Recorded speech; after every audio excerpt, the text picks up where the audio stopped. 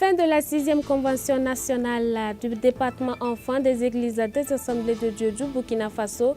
Zoom sur ces moments dans cette édition. Une nouvelle journée de grève à Air France, des échos dans cette édition.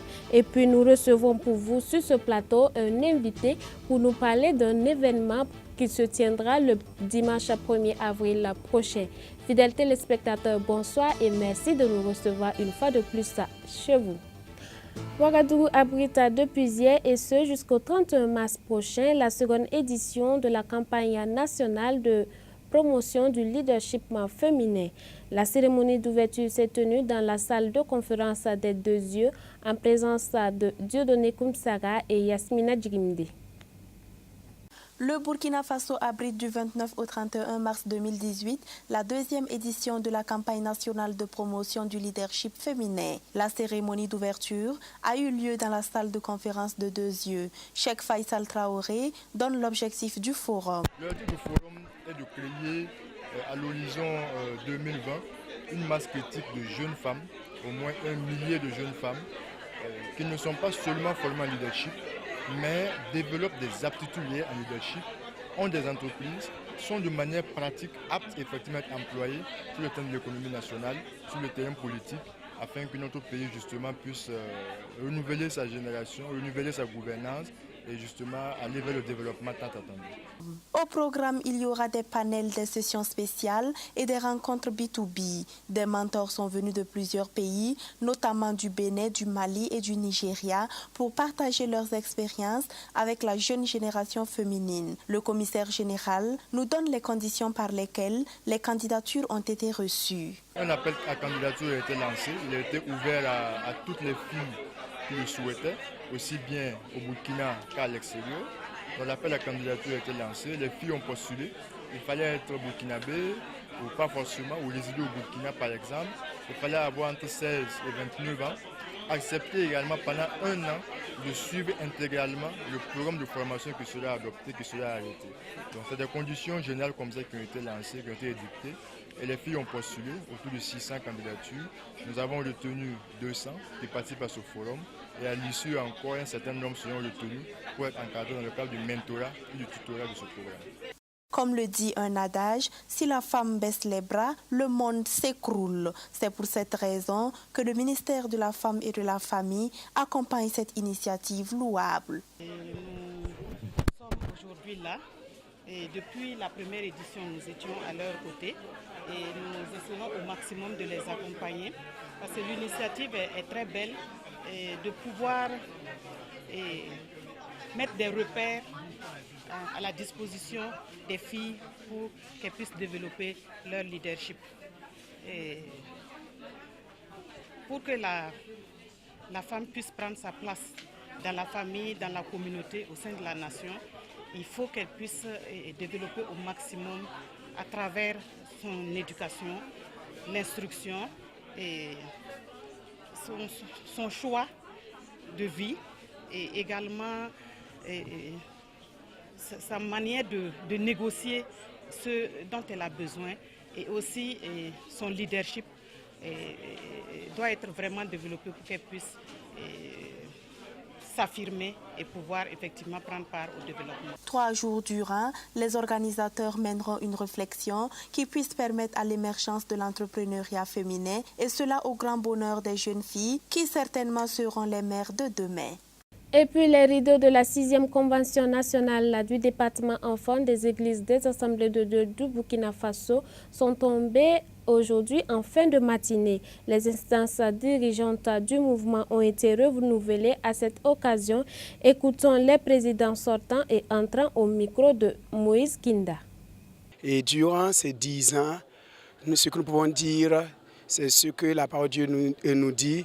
Jusqu'ici, l'Éternel nous a secourus. Durant les 10 ans, nous avons connu des moments de joie, nous avons connu des moments de peine, mais en toute situation, en toutes circonstances, nous avons vu la présence du Seigneur qui nous a accompagnés et que nous sommes arrivés à terme par sa grâce, par sa main puissante. À ce niveau, je bénis le Seigneur parce que ceux-là qui ont pris la relève sont mes proches collaborateurs. Donc ça veut dire que depuis un certain temps, on a évolué ensemble. Ils connaissent tout ce que nous avons mené jusqu'ici et comme ils l'ont si bien noté lors de leur intervention, ils vont poursuivre ce que nous n'avons pas pu achever. Et en plus de cela, ce que je peux dire comme conseil, c'est qu'ils restent toujours attachés au Seigneur. Et comme l'enseignement nous a été donné à travers les différents orateurs, il y a deux choses fondamentales développées, qu'en tout moment, qu'on se rappelle que nous sommes en train de bâtir pour le royaume des cieux et que pour bâtir pour le royaume des cieux, il faudrait que nous sachions nous ressourcer régulièrement et que cette manière de se ressourcer, il n'y a pas 36 000 solutions, c'est la prière comme nous recommande Jésus dans Matthieu 26, verset 41. Si je dois dire un mot à l'endroit du peuple de Dieu en ce moment par rapport au ministère parmi les enfants et les adolescents au sein de l'Église Assemblée de Dieu, je leur dirai que le département enfants d'Assemblée de Dieu du Burkina Faso compte sur leur soutien multiple, leur soutien spirituel, leur soutien moral, leur soutien matériel, leur soutien financier, qu'ils veuillent nous conseiller, qu'il veuille conseiller l'équipe montante, qu'il accompagne les moniteurs dans les différentes églises locales, dans ce saint ministère que le Seigneur les a appelés, parce que l'avenir de l'Église dépendra de ce que ces moniteurs et ces monitrices investiront, enseigneront, inculqueront en ces enfants et en ces adolescents. Ne pouvons que d'abord dire merci à l'équipe précédente qui a été pilotée par le pasteur Cephas Ninkiema qui a fait un grand travail. Ce que nous voyons aujourd'hui est un travail abattu par l'équipe passée. Ce que nous pouvons dire, c'est quoi? C'est le Seigneur qui va les fortifier. Mais ce n'est pas un repos. Nous allons toujours aller vers cette ancienne équipe pour profiter de leur expérience et aussi leur demander de nous accompagner.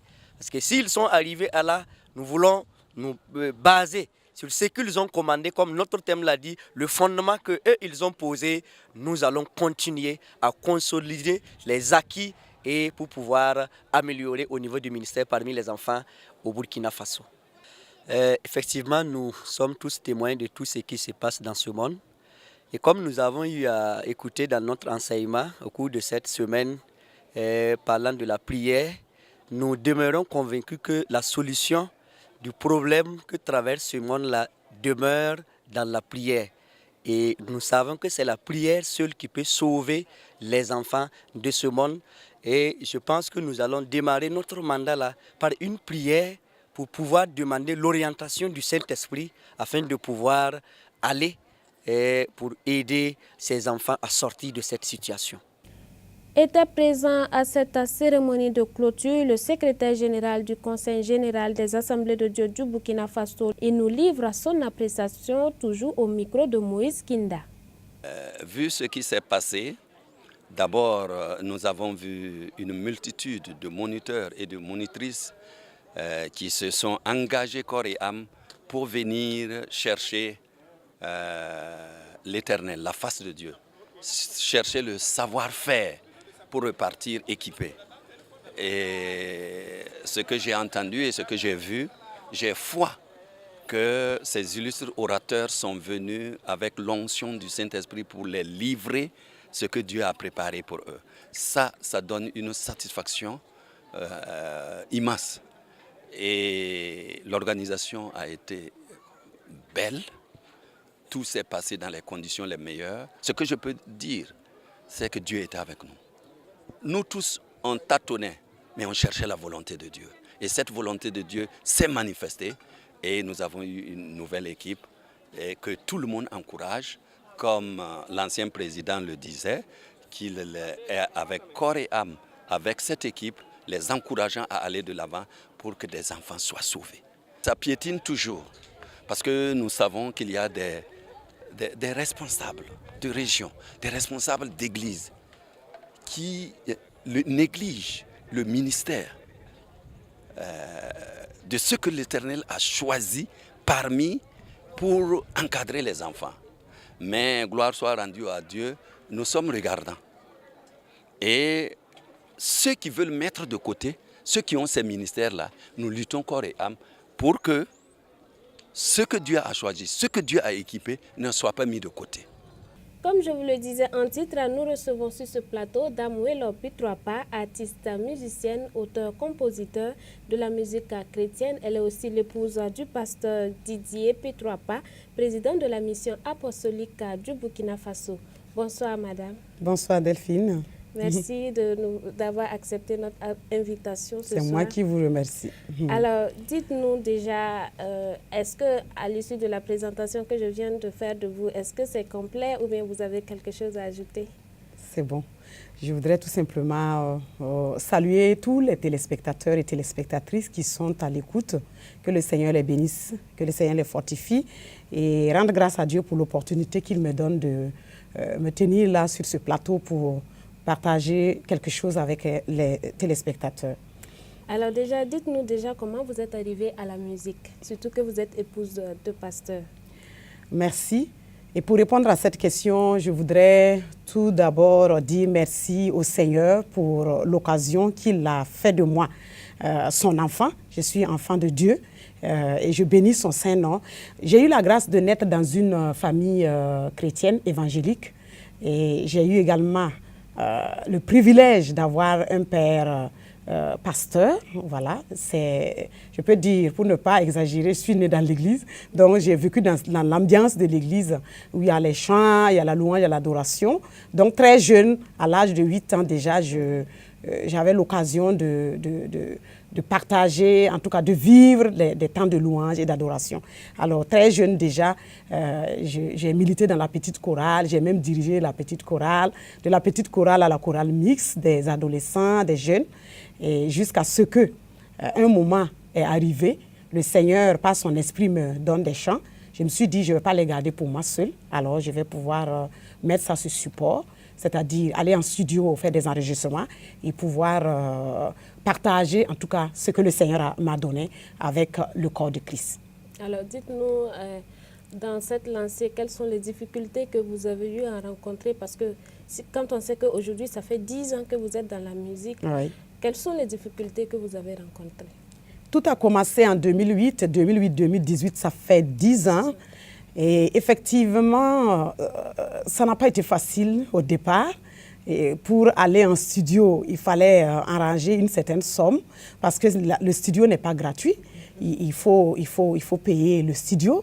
Alors, il a fallu prier beaucoup pour demander l'intervention divine pour que Dieu pourvoie financièrement et pourvoie également sur le plan des humains. Parce qu'il faut des gens qui soient là pour m'aider. Il faut des musiciens, il faut des percussionnistes, il faut des chœurs. Toutes ces personnes-là qui devraient normalement accompagner, pas seulement le lead que je suis, mais c'est tout un travail d'équipe.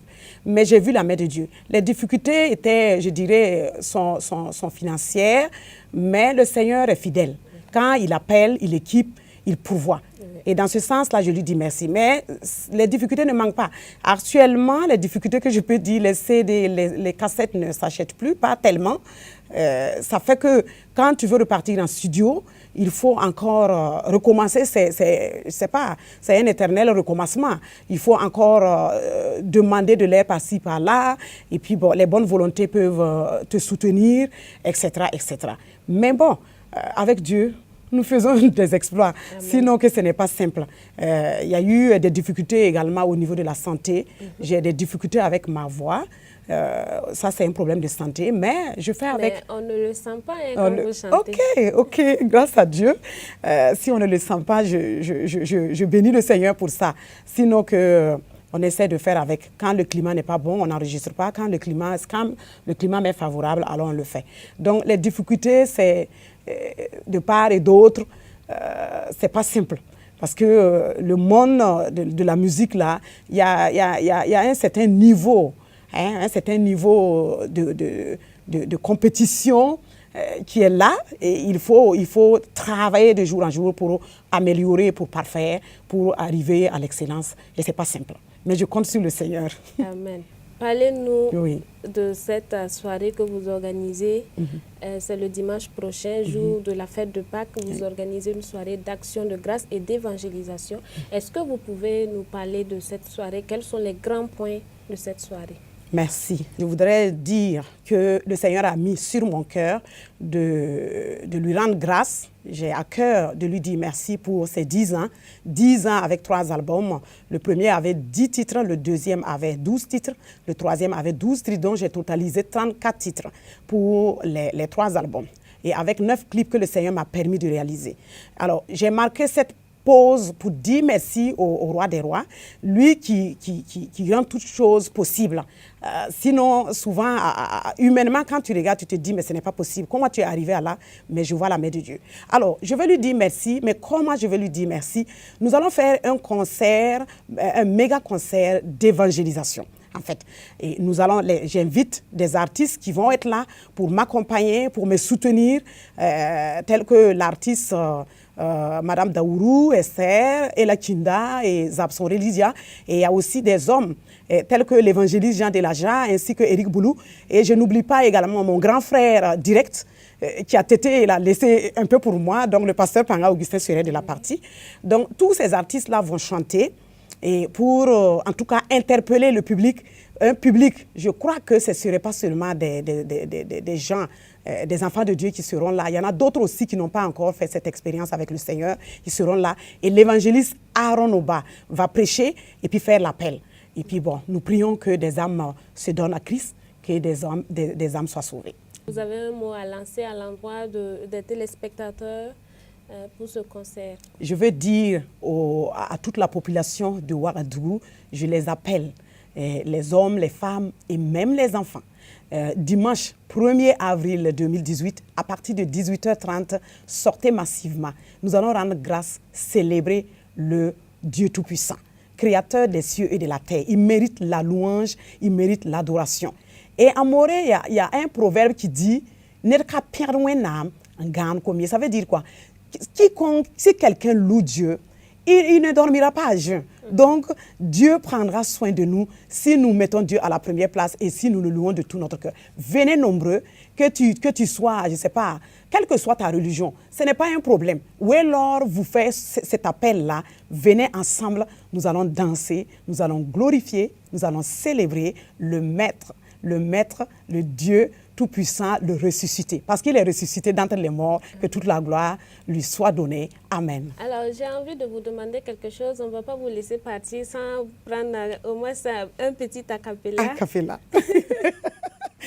Ok. Qu'est-ce que je vais donner comme acapella? Yel sampak fo, rik fam basne wende. Fo keda yung kagweya, rik fam basne wende. Maran kamisina manga, rik fam basne wende. Tifo ninta mararde wakat fam, rik fam basne wende. Amen. Amen.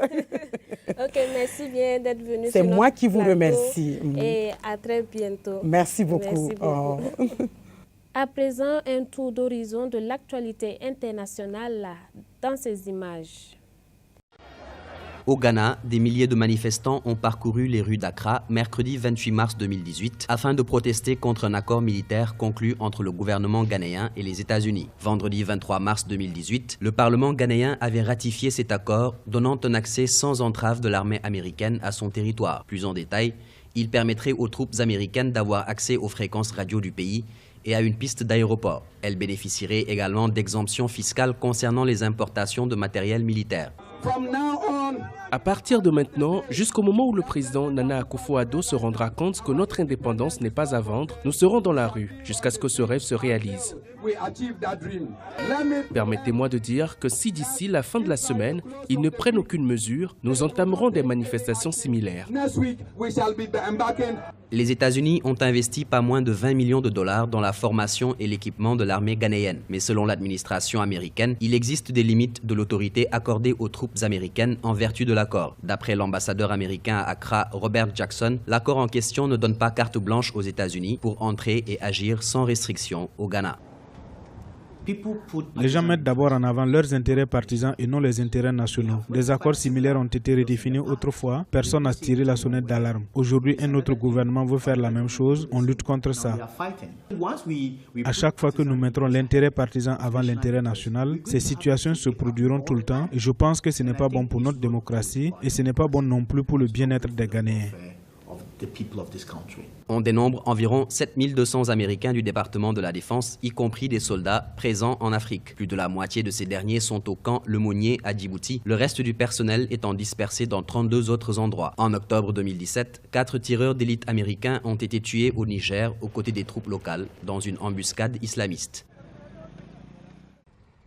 Le secteur de l'immobilier kényan revêt une nouvelle formule relative aux prêts hypothécaires. En 2016, le marché hypothécaire du pays s'est contracté en volume à 24 085 contre 24 458 en 2015. Pour y remédier, le pays entreprend des hypothèques moins coûteuses pour augmenter la liquidité sur le marché. Moins de 10% de tous les crédits au logement prennent la forme d'hypothèques du secteur bancaire. La plus grande partie provient des sociétés d'épargne et de crédit et des coopératives de logement. À travers la Kenya Homes Refinance Company, la société de refinancement allouée aux prêts hypothécaires, le gouvernement espère fournir 500 000 logements abordables aux Kenyans d'ici 2022. Le pays va maintenant avoir un autre financement conjoint qui va nécessairement lui donner un levier pour aider les populations à acquérir du financement. Il faudrait que le Kenya arbitre de façon micro et macroéconomique l'alternative qu'il y a de ce nouveau financement à travers le prêt hypothécaire, parce que c'est un nouveau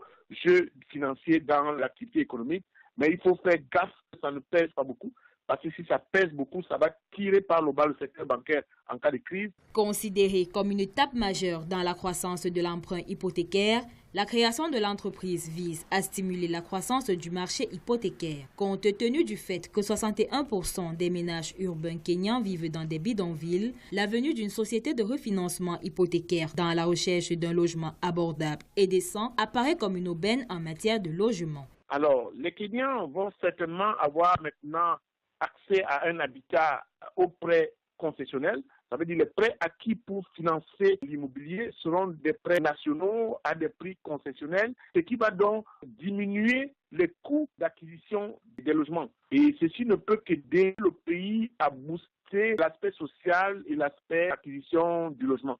La libéralisation du marché de l'immobilier résidentiel grâce au développement du marché du financement de l'habitation peut offrir au Kenya un large éventail de possibilités de revenus dans le secteur de la construction et de ses métiers connexes.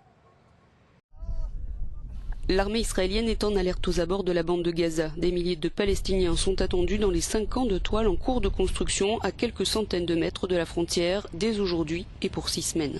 Le 30 mars pour les Palestiniens, c'est la journée de la terre. Ils commémorent la mort en 1976 de 6 Arabes israéliens tués dans des manifestations contre la confiscation de terrain par Israël. C'est le point de départ de ce qu'ils appellent la grande marche du retour. Les 6 semaines sont dédiées au droit au retour des Palestiniens qui par centaines de milliers ont été chassés de leurs terres ou ont fui lors de la guerre qui a suivi la création d'Israël en 1948. Dans ce contexte de vive tension, ce rassemblement fait craindre des affrontements. Preuve de la fébrilité de Tzahal, un agriculteur palestinien a été tué ce matin par un tir d'artillerie. Il se trouvait dans le sud de la bande de Gaza, près de la frontière. C'est désormais acté, le dirigeant nord-coréen Kim Jong-un et le président sud-coréen Moon Jae-in vont se rencontrer pour un sommet commun rarissime. La Corée du Nord et la Corée du Sud se sont mises d'accord sur la date du 27 avril 2018 pour la tenue du sommet intercoréen à la Maison de la Paix de Panmunjom, en accord avec la volonté des deux dirigeants.